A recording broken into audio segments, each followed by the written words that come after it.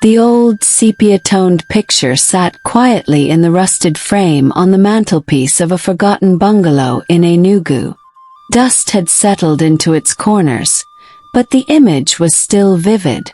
A girl, barefoot, smiling faintly, stood between two figures whose faces were partially blurred by time. Her eyes, though youthful, carried a weight far older than her years. That picture was all Edoora ever kept from the past she never spoke of. Not to her children, not to her husband, not to the world. But on a hot, lonely evening, that single photograph would open a floodgate of secrets that had long been buried under silence, sacrifice, and survival. "Mama, who are the people in this picture?" 12-year-old Chimdi asked, holding the frame gently in her hands. Edoora froze. Her hands trembled slightly as she reached for the photograph.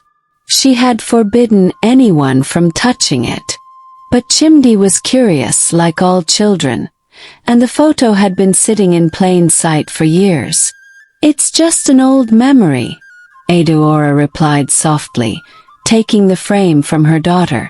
"One I wish I could forget." But Chimdi wouldn't let go easily.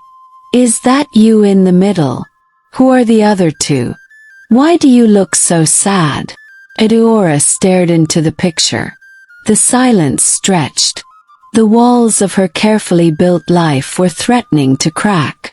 Edoora had been born in a quiet village in Nsukka. Her mother, Ugochi, was a teacher. Her father, Obinna, a struggling farmer who drank away most of their earnings. By age 7, Edoora had learned to read, fetch water, and dodge the slaps of an angry father. Her escape was always her Uncle Namdi's compound. A tall, well-to-do man with thick glasses and an air of mystery. He lived in Enugu and visited rarely.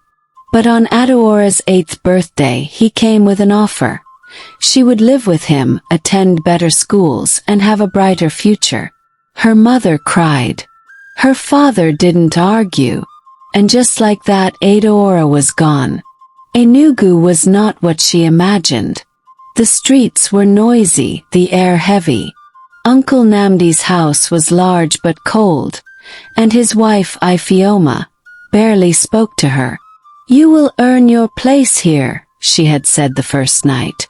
"Nothing is free." From that night on, Edoora became both housemaid and niece. She cleaned, cooked, and served while attending school during the day. She wore hand-me-downs, last, and always knew her place. The only warmth came from her cousin Ikenna. He was 12, gentle and protective. They would study together under the mango tree. He'd read stories to her, tell her about faraway lands. For Edoora, he became the only light in that house.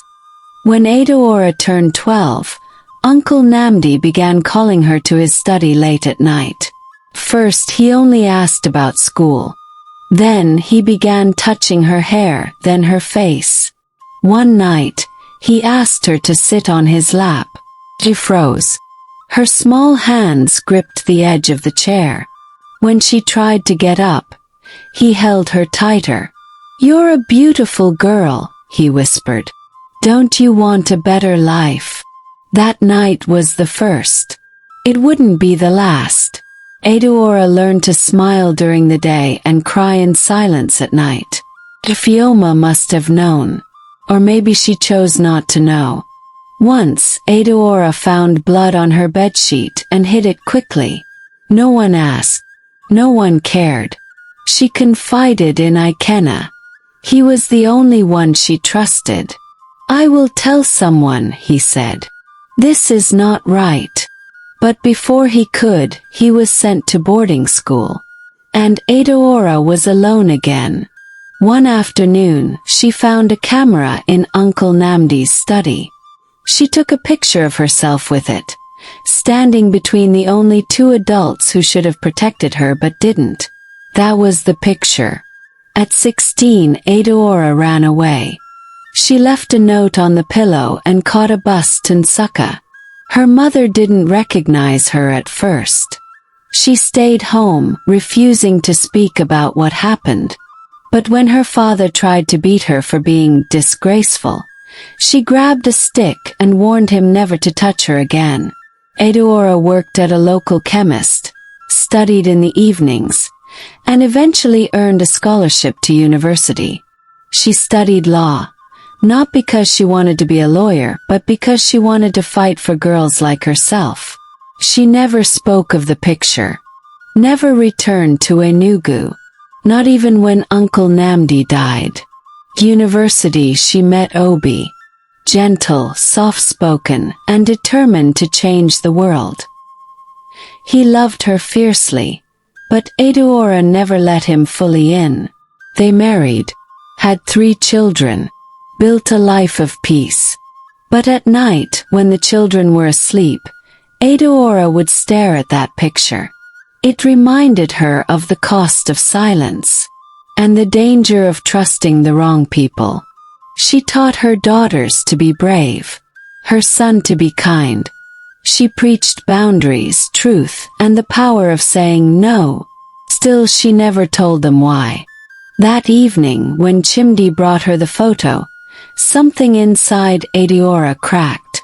She called all 3 children into the parlor, told them to sit, and then she began to speak.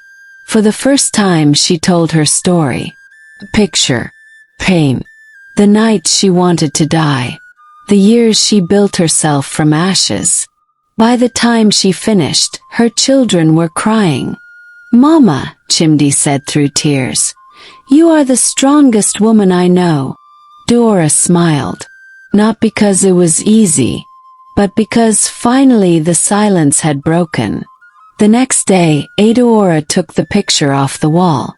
She replaced it with a new one, her, Obi, and the children, smiling, whole and unburdened. She didn't throw the old photo away.